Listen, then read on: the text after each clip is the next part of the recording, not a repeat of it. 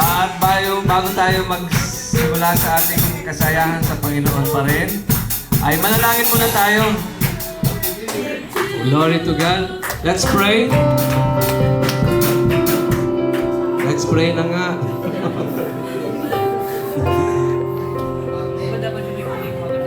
Pagsabi nga sa katabi mo, medyo umayos ka mo.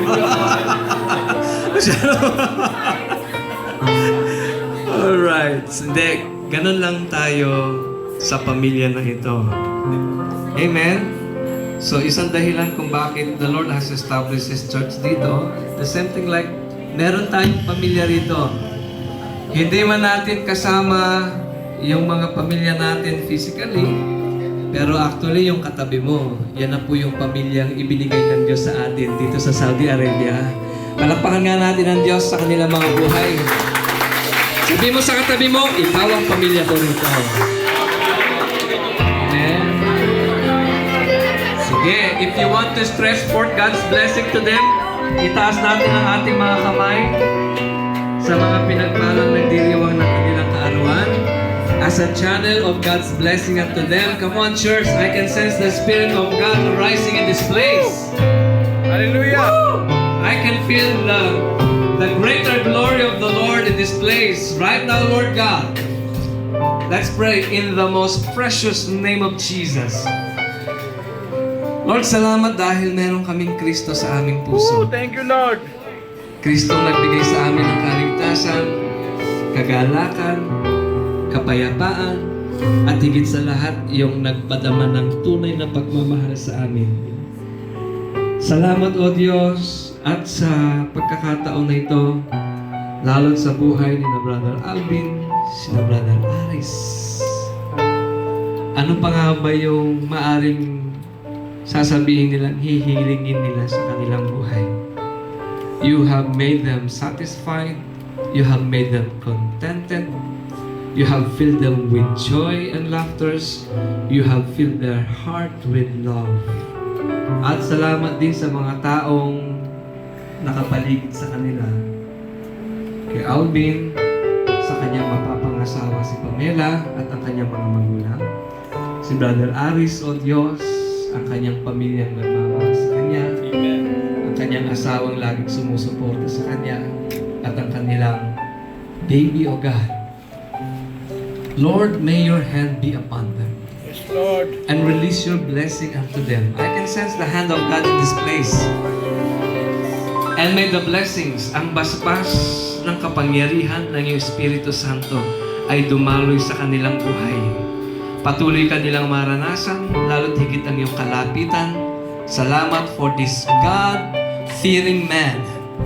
Salamat sa iyong mga anak, Panginoon, sa araw na ito na kung saan o panahon na ito nagdiriwang ng kanilang kaarawan. Hindi lang taon ang aming itinadalangin maidagdag sa kanila, kundi bigyan mo ng mas higit na buhay, pagpapala at mayaman mong biyaya, lalo't higit ang iyong mayamang presensya ang siyang patuloy nilang maranasan. 10 ng kanilang pamilya. At maging ang susunod na taon na kanilang daraanan, Panginoon, it will be a year of favor unto them. In the name of Jesus, I pray that may this year and coming years be a year of the fulfillment of their dreams, O Lord God. And may their prayers be done and granted in Jesus' name. Bless them, Lord, as we also bless them, kami na kanilang pamilya na narito. Lord, maging kaisa kami sa panalangin na ito. Ibuhos mo ang pagpapala sa kanila, O Diyos.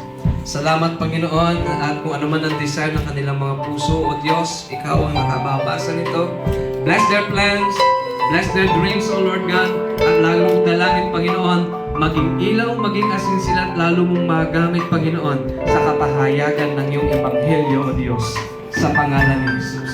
Maging salamat sa mga nakiisa sa panalangin. Patuloy mong pagpalain, O Diyos, ang aking kapatid sa aking kanan.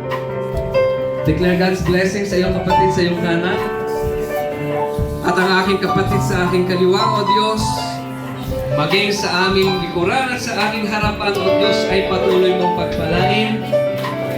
Salamat po, O Diyos, maging sa aming mga kapatid na nakasama sa lugar na ito, si Brother Rico, at maging kina Brother Robert, si sina Brother Robert Campos, Brother Mark, si Brother Alvin, Sister Arlene, at maging Panginoon sa aming kapatid na Sister Carmen galing din ng Riyadh. Amen. Salamat sa kanilang mga buhay at sila'y naging pagpapala sa aming Panginoon. Salamat po, O Diyos, at nawa ang lahat na nakiisa sa panalangin na ito, O Diyos. Tulad ng mensaheng aming narinig, ang salita mo'y buhay. Ang salita mo'y liwanag.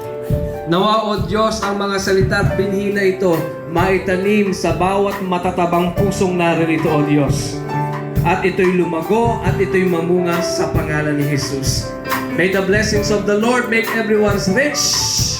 Proverbs 10:22. At ang kapayapaan ay hindi malirip. At ang mayaman mong biyaya at ang iyong pagmamahal ang siyang patuloy naming maranasan sa bawat isa sa amin, sa aming pamilya, higit sa lahat, O Diyos. Hallelujah. Yung mga nagmamahal sa amin at aming mga minamahal. Salamat po, O Diyos, at maging sa lahat ng ginamit mo, yung mga manggagawa mo, O God. Salamat sa kanilang mga buhay. Salamat, Lord God, for their untiring effort, Lord God, na patuloy na sumusuporta sa ministeryo na ito. At maging ang aming mga kapatid, Panginoon, na nanggaling pa ng Alcobar, ang aming pastor, si Pastor Bert. Palakpakan nga natin ang Thank you, Diyos sa Lord. kanyang mga buhay. At ang kanyang may bahay. Hallelujah. Sister Nancy, Lord, dalangin namin, Panginoon, hallelujah. Silver and gold we have none.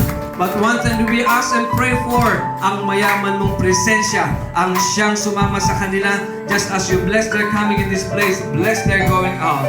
For whatever agenda that you have for us today, O Lord God, especially your leaders and pastors, Lord God, let your will be done in the name of Jesus. Father, we thank you and we bless you. This we pray with thanksgiving in the most precious name of Jesus. Amen. And everybody shout! Amen. And let the celebrant blow their candle and their wishes come true in Jesus' name. 1, 2, 3.